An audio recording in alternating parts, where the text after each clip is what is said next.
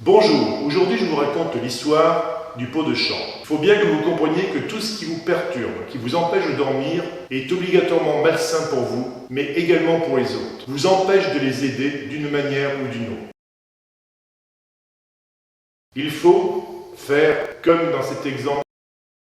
Imaginez qu'un jour ou une nuit, vous avez été obligé de faire vos besoins dans un pot de chambre. Vous avez mis le couvercle et vous l'avez oublié. Un mois, un an, 10 ans après, vous mettez un coup de pied dedans. Le couvercle saute, la croûte se fissure, les odeurs nauséabondes arrivent. Vous avez la possibilité soit de prendre un bâton et de commencer à remuer. Obligatoirement, vous allez vous éclabousser de plus en plus, vous allez salir la pièce et salir également les autres. Cela n'arrangera rien, aggravera tout. Ou alors vous avez la possibilité de prendre le seau, de le nettoyer, de le désinfecter, de le rincer. Et c'est ce qu'il faut faire dans votre cerveau. Les choses qui sont produites sont du passé, c'est fini. Les choses qui évoluent encore peuvent être des fois réglées d'une manière ou d'une autre. Il faut choisir ce qui est de mieux pour tout le monde. Il faut bien que vous compreniez une chose, c'est que chacun voit la vie à travers une vitre avec plus ou moins de défauts, teintée d'une couleur ou d'une autre, avec des bulles ou sans bulles, de la buée ou non de buée. L'on voit que les choses sont différentes quand, par exemple,